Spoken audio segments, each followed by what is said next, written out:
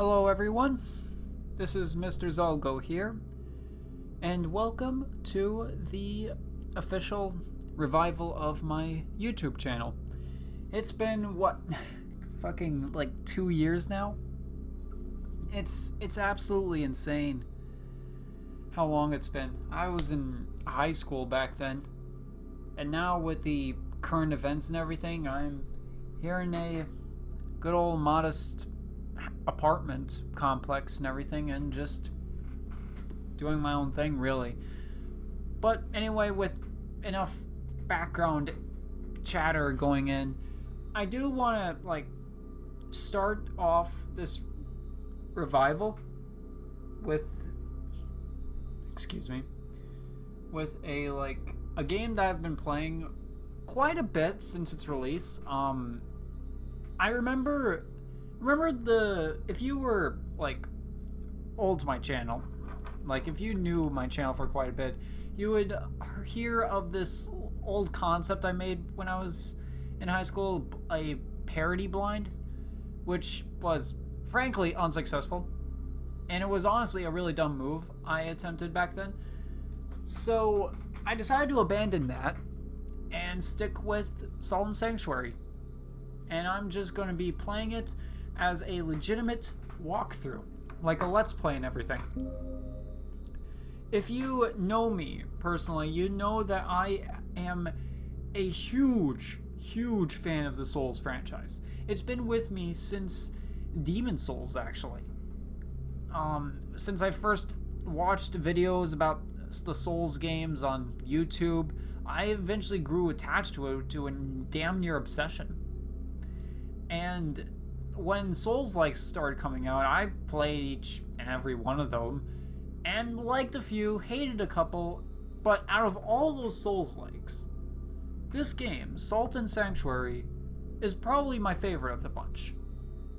Now, you can say that Hollow Knight would be considered a soulslike, but personally I see Hollow Knight as more of just a Metroidvania game than that of a soulslike.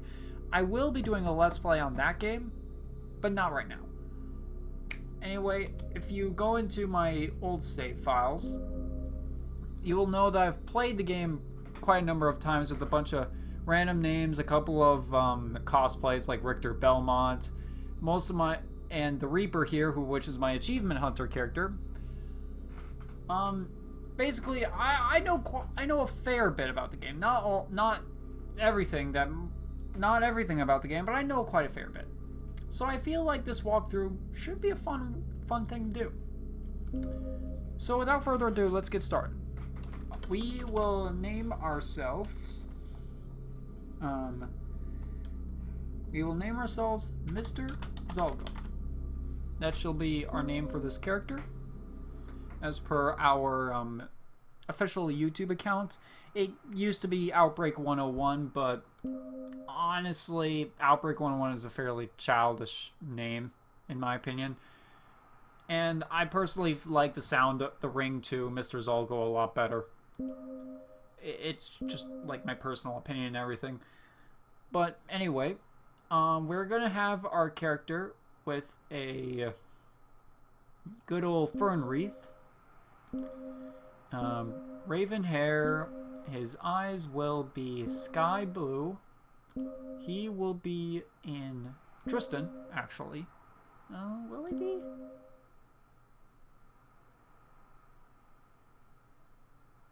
Let's go Markdor. We're going Markdor here, and we're gonna stick with the Knight class. There's a bunch of other classes you can pick. There's the Knight, the Mage, which, frankly, magic in this game is fucking overpowered. It's absolutely brutal.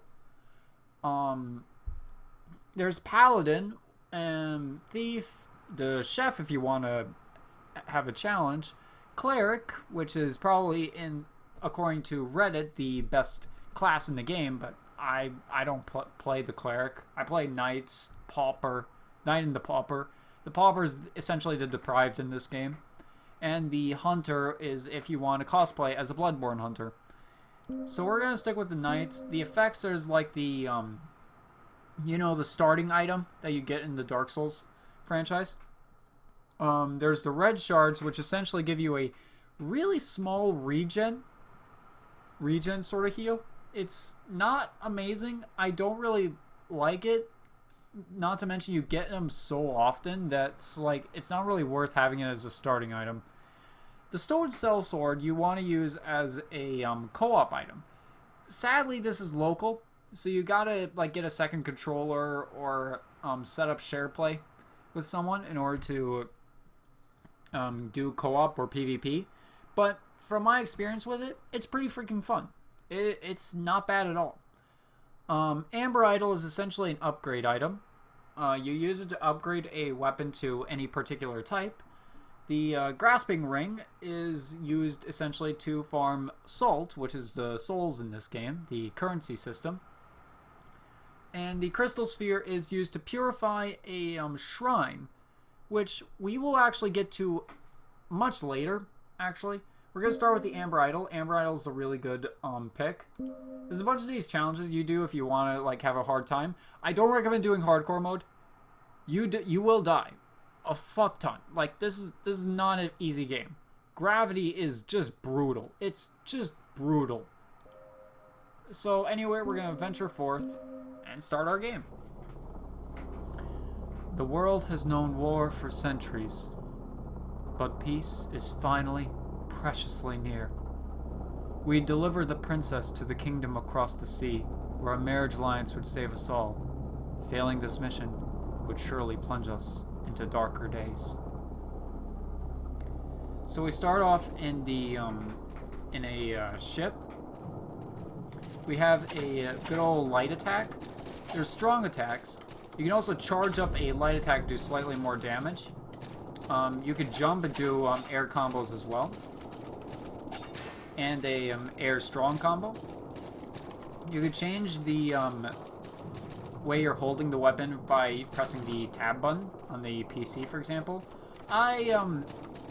If for this particular build, since rolling in this game is fucking brutal when you're like in heavy armor, I tend to like use two-handed swords when I'm forced to like roll and all that. And if you're using a shield in this point, your roll is just sluggish. It's a really bad fat roll, essentially. The blocking in this game is not bad. It's not bad at all. It's like a 90% reduction most of the time. But otherwise, it's not bad. Oh, you there, stranger. We've been bored in the night. They'll want to kidnap our lady. Ransom her. Protect her. Oh. Well, that's sad. We didn't even get to read the dialogue. Just a sad day. So we're gonna climb up this ladder and do a freaking backwards parry. That is a marvel to behold.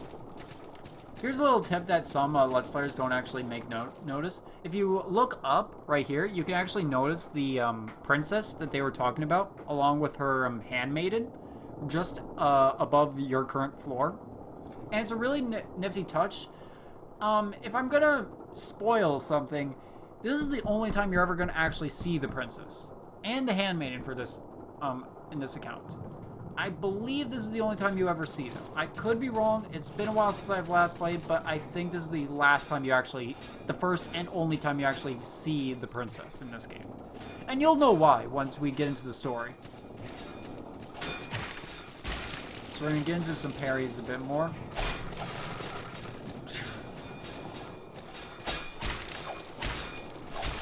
Well, or just fail entirely at the parries because wow, that was bad. I can play better than this, guys. I can play better than this.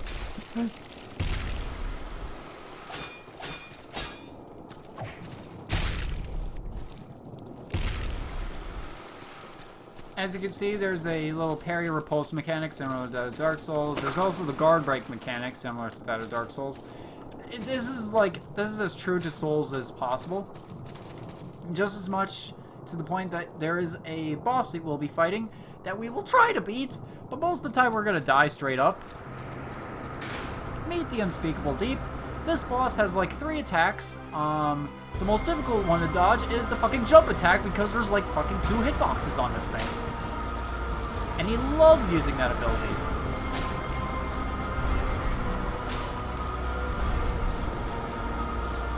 This is the attack that you'd want to see because it's by far the easiest to like dodge.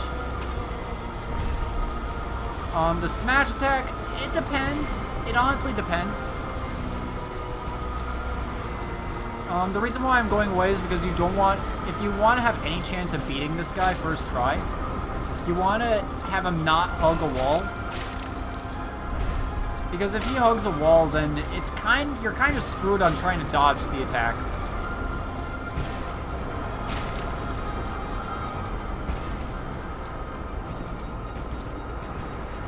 As for the,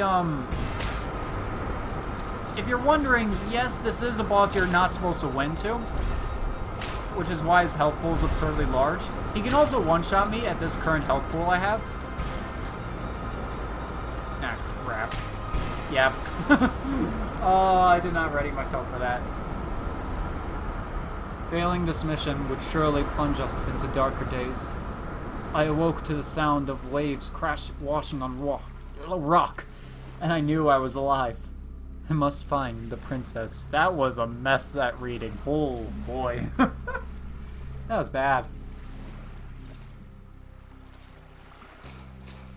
Anyway, welcome to the, what I like to call the Nameless Island.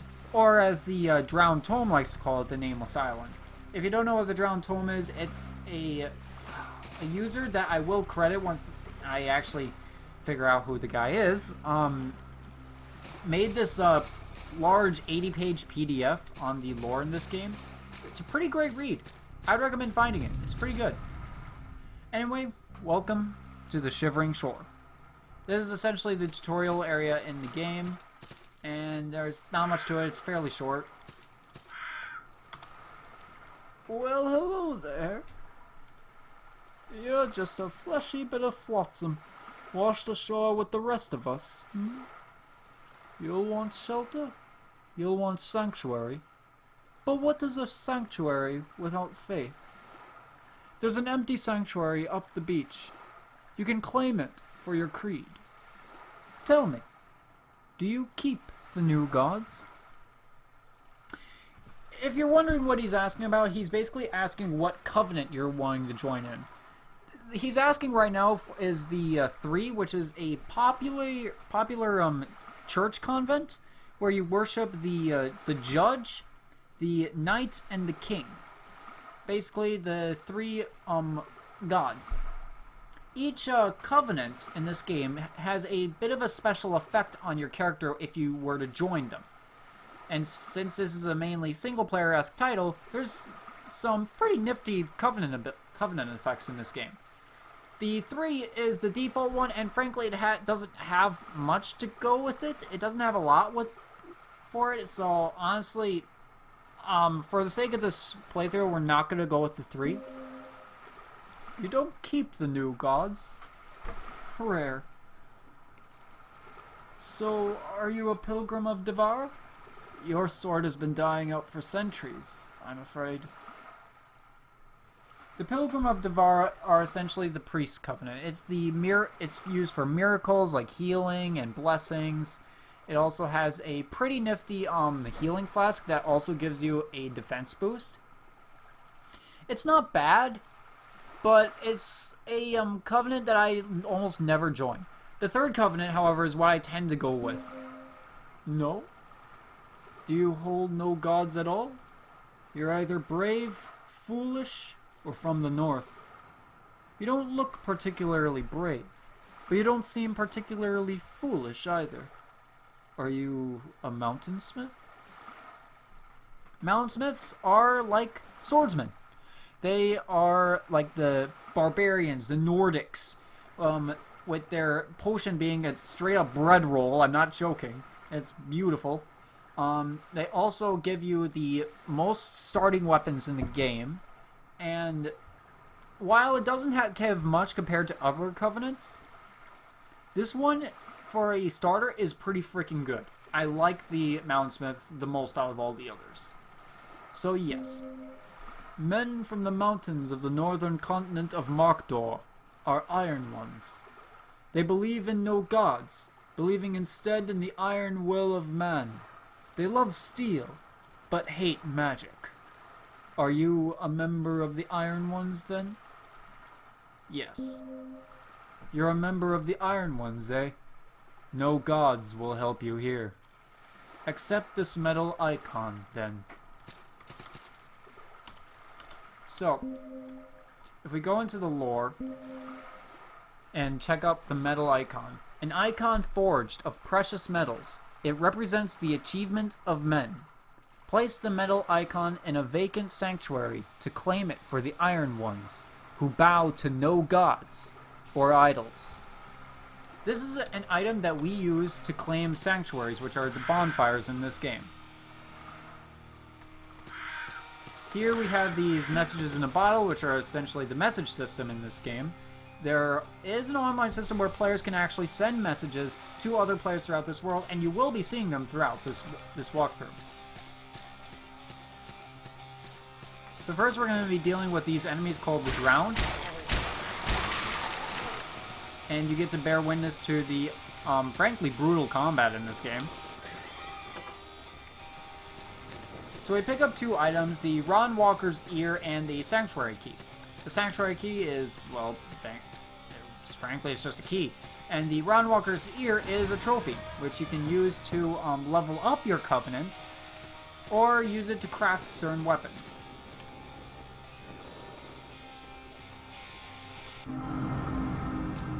So we are gonna, you're gonna use the metal icon to obtain the sanctuary, which, from this view, looks straight up like the Game of Thrones, the Iron Throne specifically. Pretty metal. So here, once we rest there, we get the option of leveling up, which we can't since we don't have enough salt. We can make an offering to it, which is essentially you put some statues to offer. And it summons in these characters from these statues. These characters can be used to give different aid, like a merchant or a blacksmith, or anything like that. Some of them have their own different stories to tell about their own history with the island. And we won't get into the Tree of Skill until we actually level up, because, it's best that I show you once it happens, because, oh dear, it's something. Anyway, so one first item that some people end up missing is this nifty little chest here that we can grab right at the start, which is a pouch of salt and some red shards, which give him a modest heal. We get these pouches of salt, which are useful as essentially bank bags. You use these to bank some of your salt and get good stuff out of it. So we have the Be Afraid here, don't quit, keep dodging. Good messages here in and here out. From here we get to deal with a drowned and a drowned archer. Archers in this game are kind of assholes. They kind of are. I don't like the archers in this game.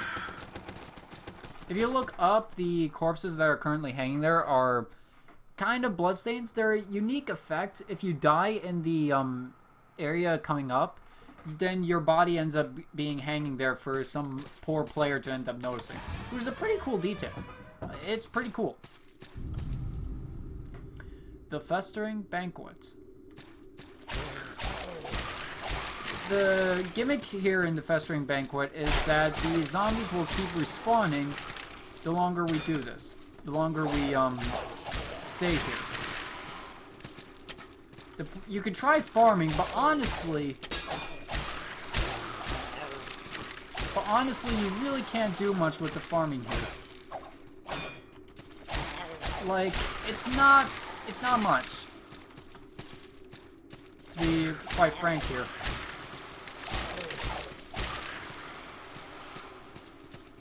Anyway, we can break some of these barrels or objects to try and get some free gold out of it. Gold in this game, you use it to buy some legitimate items, while salt is used to level up yourself, or level up the weapons you're using.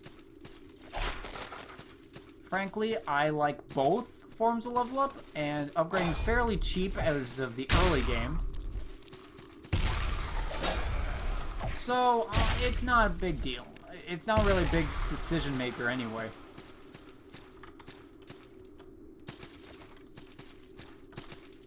So if we go through here, we get access to a stone merchant, and we can kick down this ladder, which is a kind of nifty shortcut. I never really take it.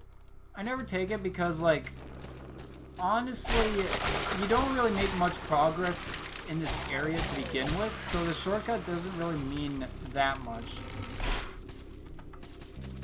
And as I just showcased, there are some areas, some floors that, like, come down after a certain time being on them. You gotta be careful.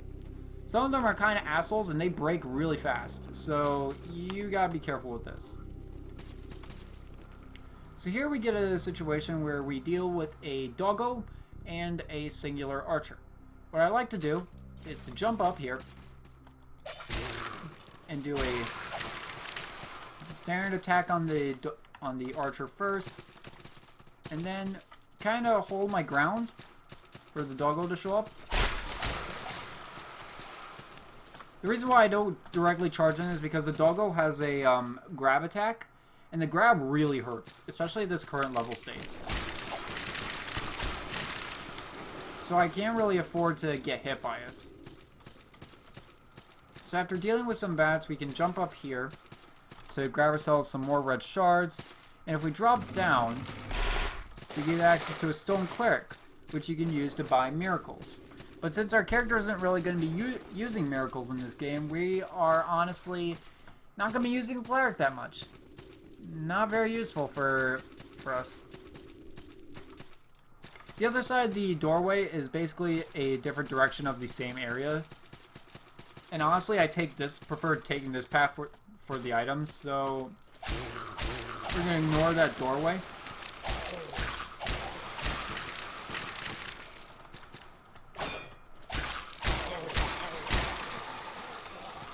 Pick up this item, and we get access to our first official armor set.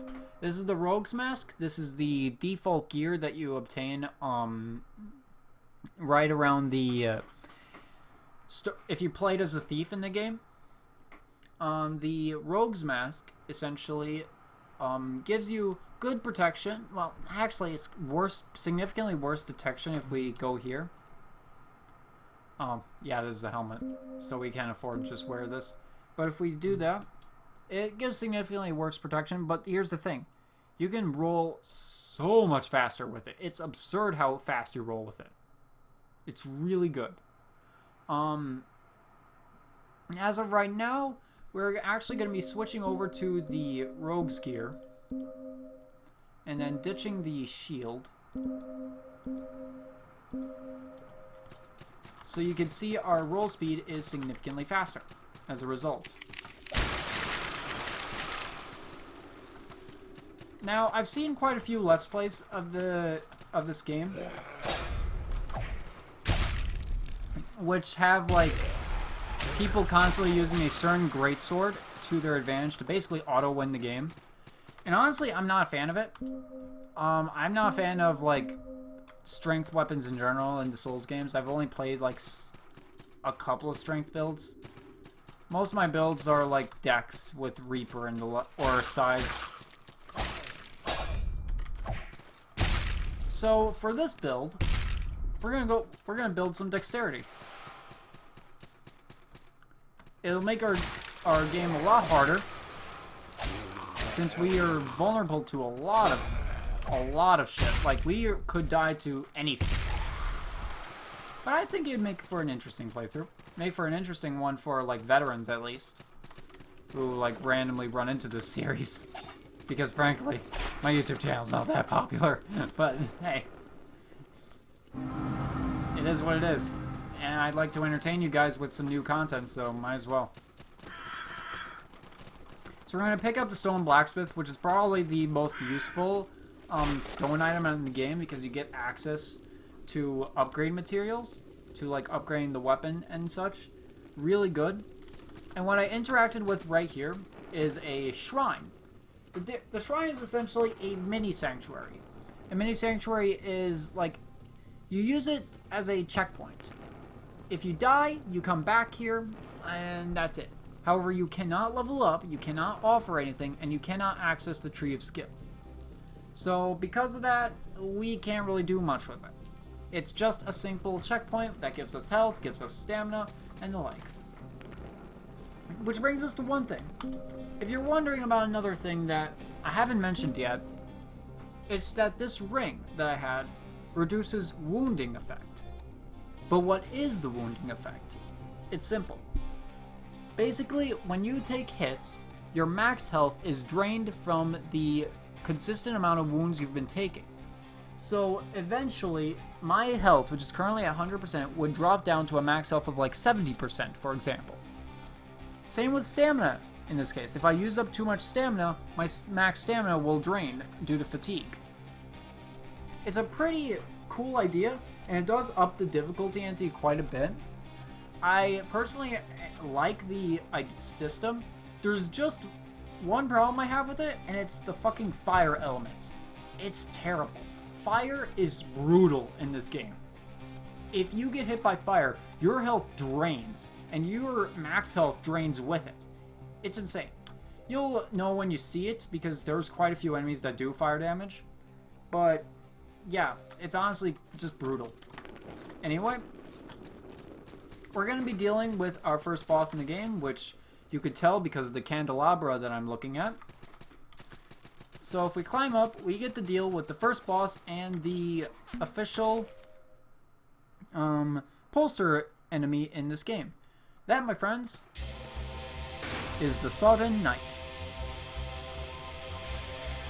Typical to a standard Souls boss, heavily encourages watching and being careful with these telegraphs.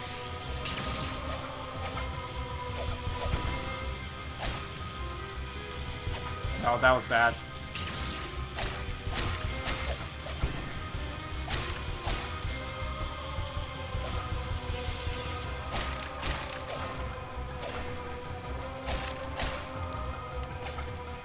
Just in case.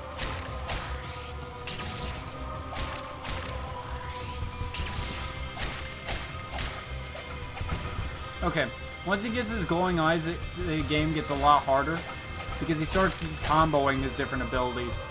And it can catch off some new players, so like this, his lightning strike now opens up with a jump strike. And later on, he starts to combo that one combo you just saw with the jump.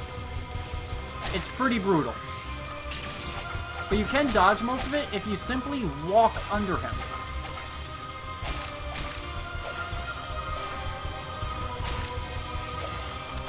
Oh god, I almost ripped. See? Just like that.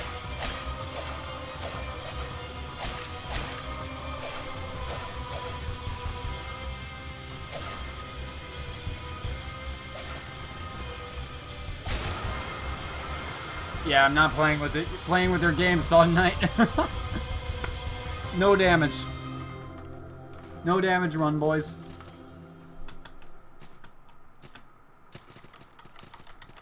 Honestly, the Sodden Knight is a lot harder than I made him seem to be. But that's because I've like fought him like 8 times over, so I know his moveset like the back of my hand. There's other bosses that give me significantly more trouble, like a certain freaking creature from a castle that I constantly screw over, or a certain monster with many bodies. Fans of this game know what I'm talking about. Anyway, I will go through that gate later. For now, though,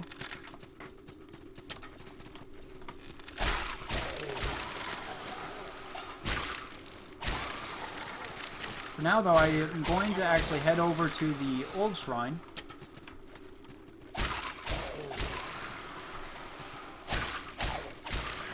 And basically showcase you guys a couple of nifty things before we stop stop the video.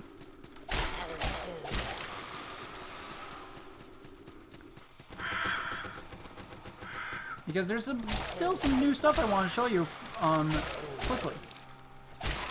Out of stamina.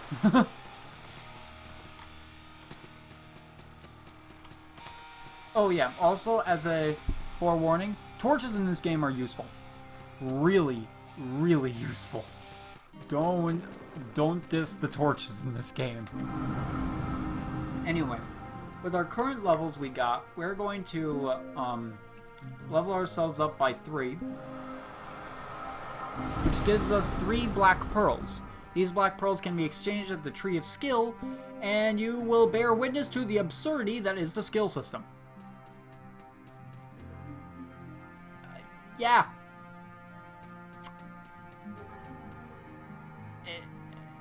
I have no words as to how insane this is. And the fun thing is, each single one has its own lore entry. Its own different lore entry, if you really want to, like, get into reading. Whew. Anyway, the first thing we're going to upgrade right now is a poultice pouch for a healing item. Though arrows and blades had pierced his flesh, a quick quaff of the flask given him by the old crone gave him strength anew. Defrenami 62-3. We are also going to grab ourselves a Class 1 Pikeman. Basically because it's the path towards our dex build. And if we read it, it says, Aldrich donned his magnificent black metal plate, fastening his heavy leather belt over his blue quilted surcoat. He slipped his large hands into articulated metal gauntlets, placed a metal helm upon his head, and hoisted his great halberd on his shoulder. The Crimson Quell, paragraph 1. This skill essentially gives you a single point dexterity and gives you the ability to two-hand Class 1 pole axes, reapers, and spears. Basically, you can't one-hand them, but you can at least use them if you're two-handing the weapon. We're going to then go for a dexterity build, so we're going to go for bolstered dexterity. Dexterity improves attack of dexterity scaled weapons. Drawing steel with fencing hand, Egadi faced the threat. The one-armed hero scanned the trees. The brigands numbered 10. The tale of Velkaram stands as 22. And with that, we showcase the Tree of Skill. We will showcase the Make Offering later, because honestly, I don't use these until when I see a sanctuary that I use a lot. And this honestly isn't a sanctuary I use that often. There's 2 sanctuaries that I tend to use offerings on, but there's one that I know I always go to for offerings because it is just very versatile in where it goes. So we're not going to make any offerings. But without further ado, I think it's time we end this episode. It's been great playing this game again, and I do hope you enjoy this future Let's Play. This is Outbreak... not Outbreak 101. This is Mr. Zalgo, signing out. Peace.